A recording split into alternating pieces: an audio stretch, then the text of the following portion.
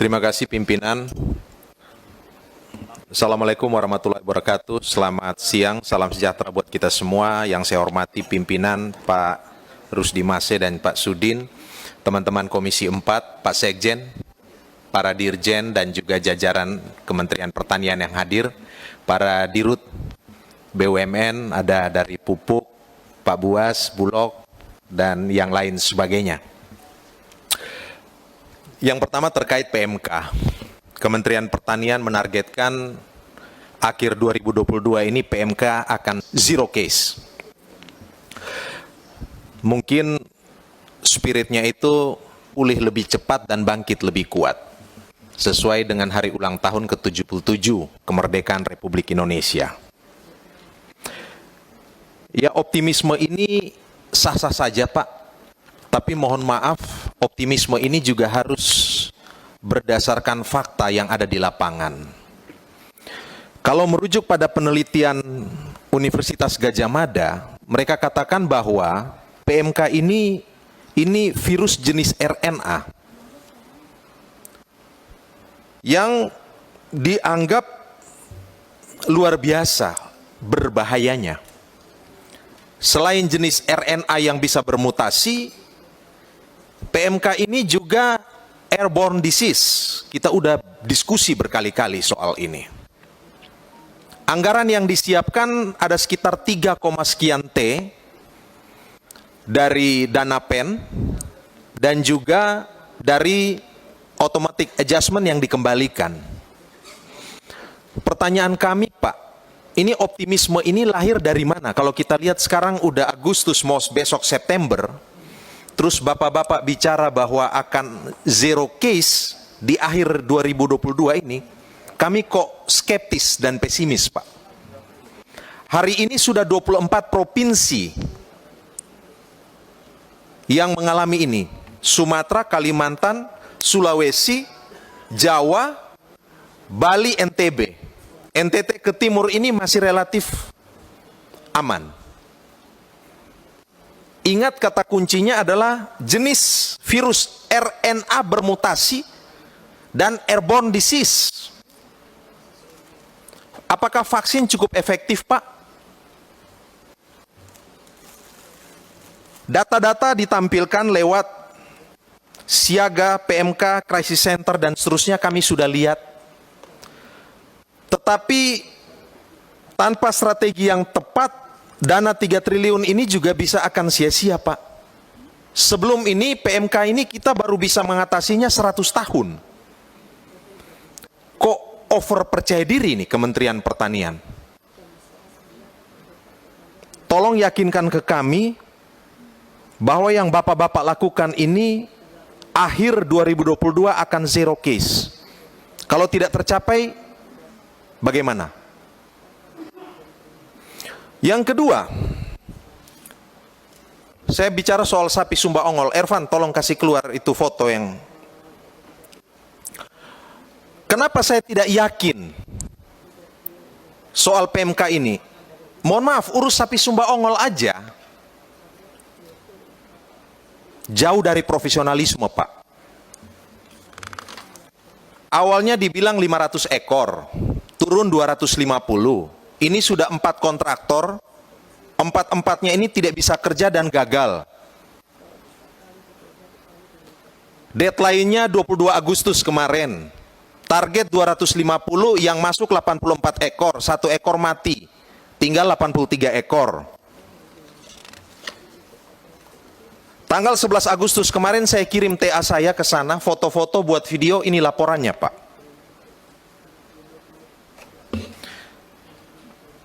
Jadi kontrak tender itu sudah berakhir 22 Agustus. Ini bagaimana nih kelanjutannya, Pak? Kenapa ini bisa terjadi? Berdasarkan harga perkiraan sendiri untuk sapi Sumba Ongol betina itu sekitar 13,4 juta. Pemenang tender ini menang dengan memberikan penawaran terendah 79% dari HPS, sekitar 10,6 juta. Lalu pemenang tender ini membeli sapi Sumba Ongol dari penyedia lokal seharga 9,75 juta. Empat kontraktor ini nggak ada orang NTT-nya, Pak. Dari Jawa Barat, dari NTB, dari luar semua. Hasilnya nihil. Belum lagi kalau terkait PKH, ini kan kita bicara vaksin nih. SAPI nih, PMK. Kemarin ASF yang menimpa babi, sampai hari ini nggak ada vaksinnya. Cerita serum yang diuji coba berapa kali juga kita juga kabur. Saya omong fakta loh, Pak. Itulah yang membuat saya tidak yakin akhir 2022 ini akan zero case. Karena apa? Ya, inilah rekam jejak pekerjaan. Ini rekam jejak. Apa yang membuat kita bisa yakin, Pak, bahwa bapak mereka ini kerja profesional? Yang berikut, saya hampir 3 tahun jadi DPR di sini. Mohon maaf, berkali-kali saya minta, Pak, bisa nggak aspirasi saya babi aja? Karena babi bagi NTT itu identitas, mulai dari lahir, berkembang, dan mati pakai babi. Saya bingung, Kementerian Pertanian itu menanggapi babi itu seperti apa ya? Nggak pernah saya dapat 1 ekor babi pun untuk aspirasi. Yang ada dibilang, Pak Ansi bisa nggak kambing aja atau domba? Loh, saya mau babi. Kenapa ini? Itu soal PKH. Yang kedua, di sini saya lihat ada dirjen baru, Dirjen Perkebunan, Pak Andi. Terus terang, saya harus bicara terbuka. Pak Andi ketika jadi direktur banyak membantu, saya kira anggota ya, Direktur Alsintan ya. Kami ini turun ke lapangan, orang rasa Ansilema hebat karena bagi-bagi traktor, bagi-bagi macam-macam. Padahal yang hebat Kementerian Pertanian. Saya beri apresiasi soal itu. Terus terang, Pak, dibandingin mitra kerja kami yang lain, Kementerian Pertanian oke.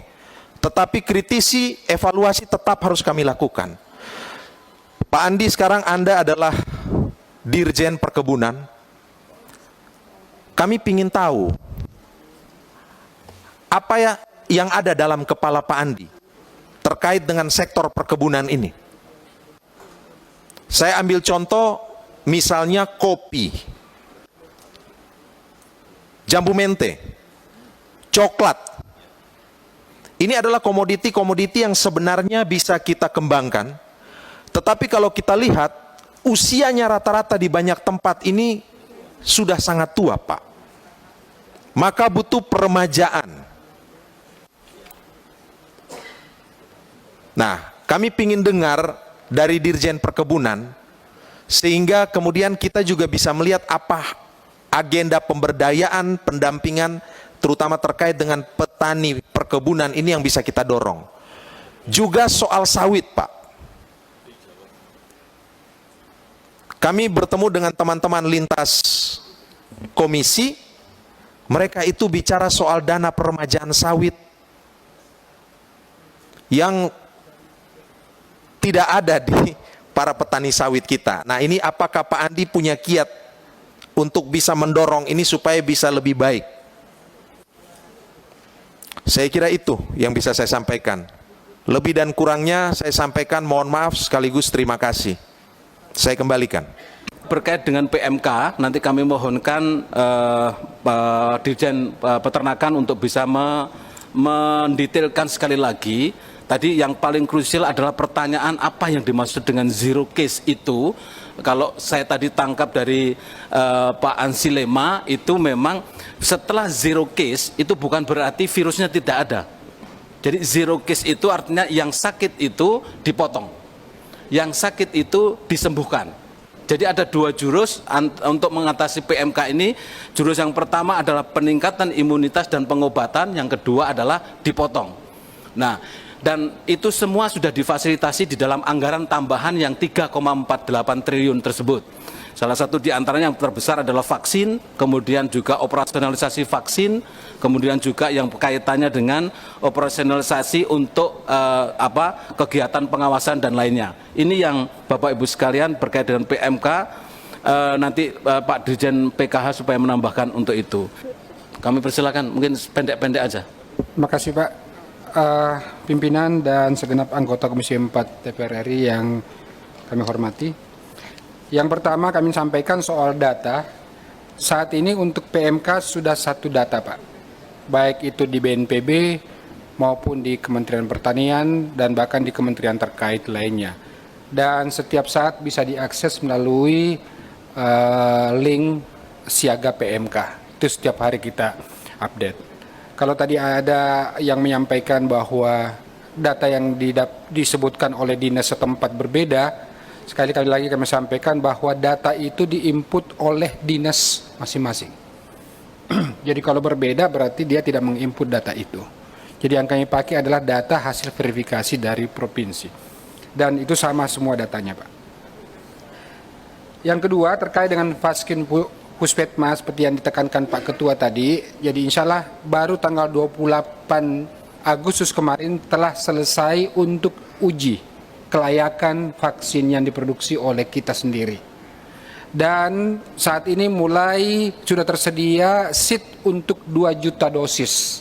Saat ini dalam proses untuk bottling. Dan insya Allah dalam September teman-teman bisa, seluruh anggota bisa melihat kalau jika ada kunjungan ke sana untuk melihat itu. Ini masih produksi dengan kekuatan sendiri dengan fasilitas yang ada. Makanya jumlahnya masih sedikit.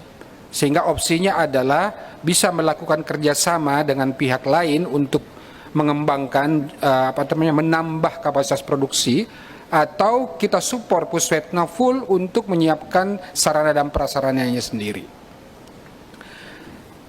Kemudian untuk penggantian ternak, jadi skemanya itu sangat sederhana Bapak sekalian. Hanya petugas lapangan menginput ke data Siaga PMK atau Isiknas. Lalu otoritas veteriner mengusulkan ke provinsi untuk direkap dan selanjutnya dikirim ke pusat. Sampai saat ini baru Provinsi Bali yang mengirimkan data. Provinsi lain belum. Dan Pak Slamet katakan tadi hanya untuk daerah hijau. Justru daerah hijau tidak ada, Pak. Karena daerah hijau tidak ada kasus. Yang ada itu kasus daerah merah. Jadi daerah hijau itu sekali lagi tidak ada permintaan karena memang tidak ada kasus di situ. Dan pemerintah telah menyediakan untuk 15.000 ekor. Dengan rincian sapi kerbau 10.000, kambing domba 1,5 juta dan babi 2 juta. Jadi tinggal disampaikan ke kami untuk siap pembayaran.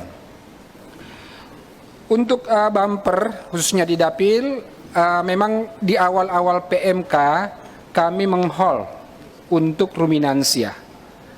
Dan dengan melihat kondisi PMK alhamdulillah sudah sangat signifikan menurun, maka kami telah membuat juknis yang baru bahwa sudah boleh dengan catatan minimal telah divaksin ternak tersebut 1 kali. Yang kedua adalah telah dilakukan uji PCR secara random. Ada nanti standarnya dari masing-masing daerah terhadap itu. Dan Autovet mengeluarkan rekomendasi terkait hal itu. Jadi sudah bisa dijalankan dan saat ini teman-teman yang melakukan ini di UPT dan di dinas sudah sementara berjalan untuk pelaksanaannya. Kemudian kami perlu sampaikan juga Bapak sekalian bahwa anggaran untuk PMK itu tidak semua ada di pusat.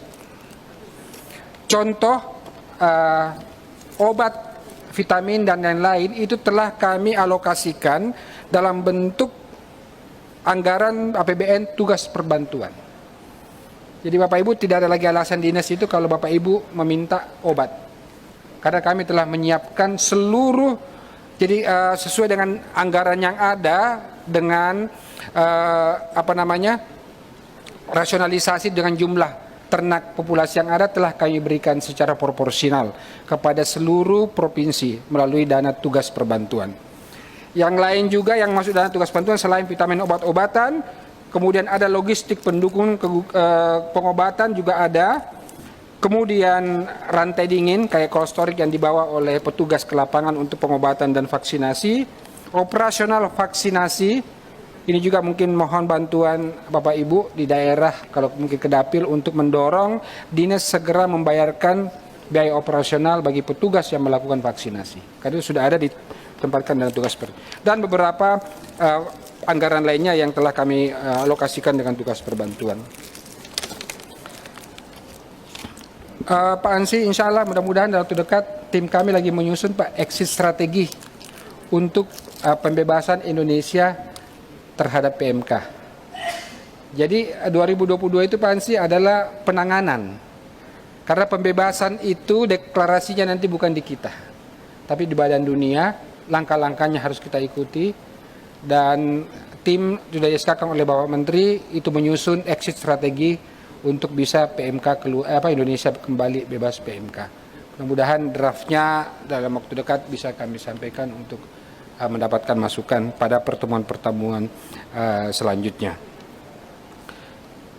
Terkait dengan Sumba Ongol Pak, sejak Bapak kemarin sampaikan ke saya di hari Senin, langsung kami turunkan tim Pak untuk ke sana.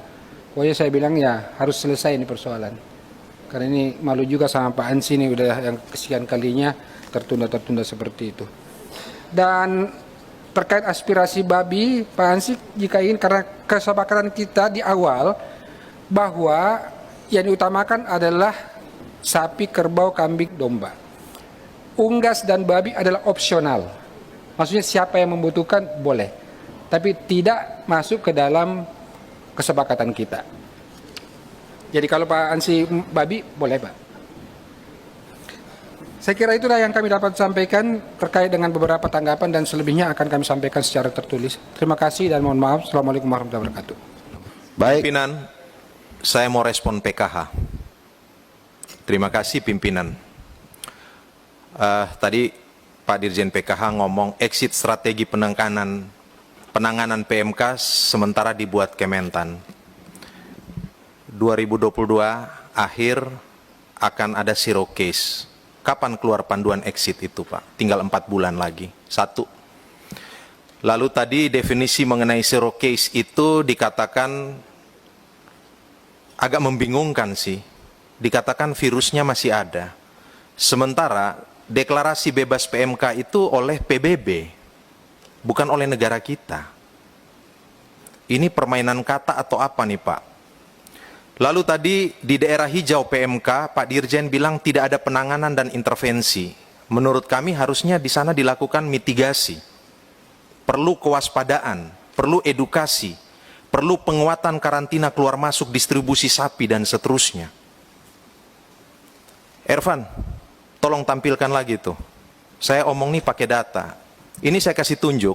Ini semua aspirasi 2021 yang tidak terrealisir. Mana data satunya lagi? Ada 25 item.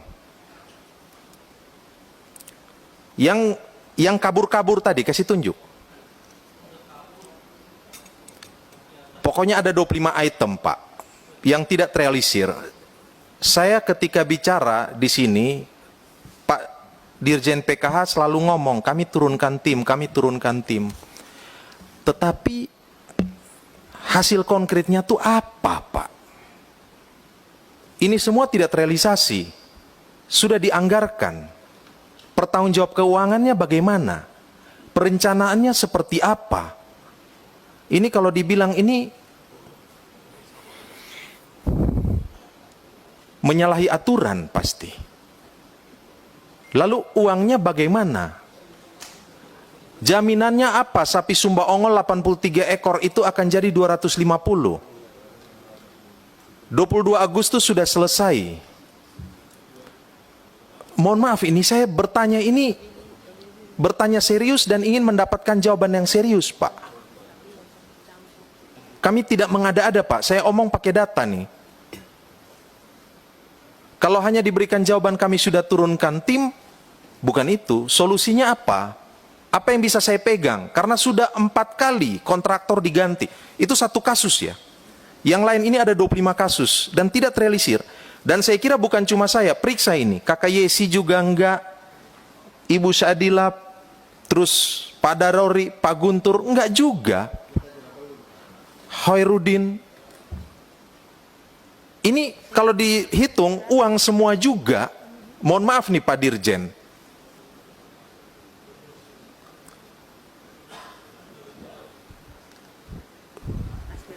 Kalau tidak bisa dijawab, waduh, gimana nih?